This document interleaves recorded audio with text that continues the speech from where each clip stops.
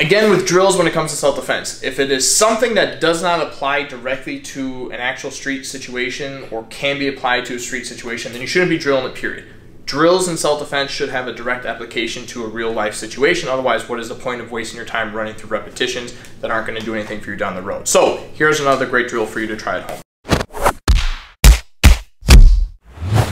Grip fighting is a big thing in all contact sports, but you don't really see a lot of that kind of training in self-defense. I've done a lot of it in wrestling, I've done a lot of it in jiu-jitsu, and basically, you know, I grab their collar, they rip it off, they grab my collar, I rip it off, and you go back and forth trying to get a dominant grip. Now, you can take that same application and apply it to self-defense, and you can do it again one of two ways. We can do it where one person is being the initiator the entire time until this person kind of starts learning it, and then obviously you return the favor, and I'm the one defending it, and then eventually you can get to the point where both people are trying to get grips as well as break grips at the same time. So it has progress in the drill, which is also another thing that you want. You don't want it to just be a simple drill. You want something that you can build upon and expand to a really long, complicated drill, but it has a beginning where beginners can learn, and then obviously the more experienced you can go from there. So the beginning aspect of this drill, again, you start very nice and simple.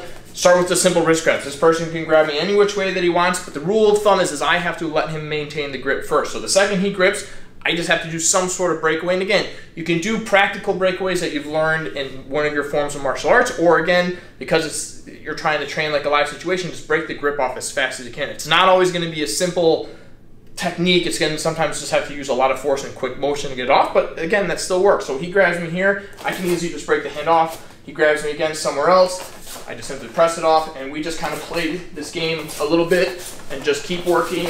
I'm constantly, the second he makes that grip, I'm just breaking the grips off. Again, we're not trying to do a specific technique per se. We're just getting comfortable with the fact that the second they've locked this grip, I have to do something to just break the grip off. And we're just not trying to allow this person to settle here. You're getting used to the fact that the second someone makes contact with me, I have to break that immediately. So that's kind of the first part of the drill.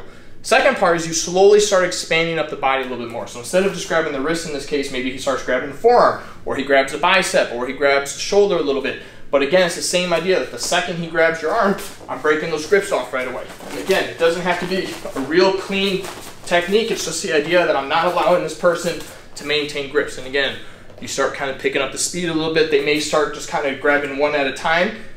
Then it may get to the point where the second I'm breaking this one, he's already reaching for the next one. So you're just getting used to the fact that I have to constantly be breaking grips, all right?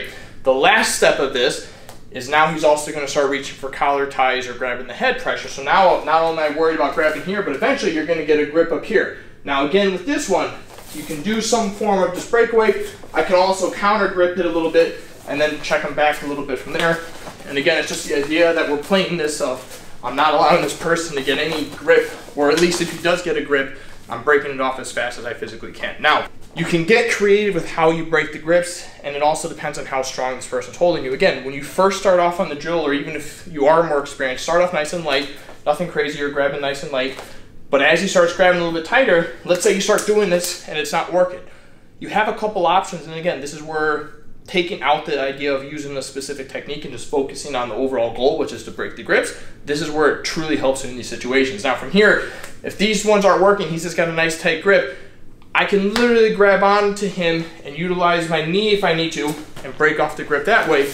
And then again, I go right back to creating space. There's nothing wrong with that. Or your other option is, if he's grabbing real tight, I can literally grab back just as tight, whether I'm grabbing the wrist, if I'm grabbing the arm, I can literally collar tie and pull myself into this person. Now from here, I can either get to a better angle, like let's say we go here, and I'm able to get to a better angle where I am able to work the grip off, or it's gonna get to a point where he's really uncomfortable, he's gonna let go himself, and again, I create that space. So it gets you a little bit more creative. So if we're doing this drill again full speed, he starts grabbing, and as he starts grabbing a little bit tighter, I might just get into these positions, and again, you're just working on breaking these grips as much as possible. Now, that's the one person aspect. So the part two of this again is now I'm grabbing stuff the same time he's grabbing stuff, but I'm also defending at the same time he's defending. And then it just becomes a game of who can get the most dominant grips. If I'm able to get a grip here and I can hold it here, then I'm gonna hold this grip as he breaks it. And as he starts breaking, then I'm gonna grab a different grip and we start playing this game. So again, if we're going back and forth, he grabs grips and now I'm grabbing grips and we're going back and forth, just trying to get some sort of dominant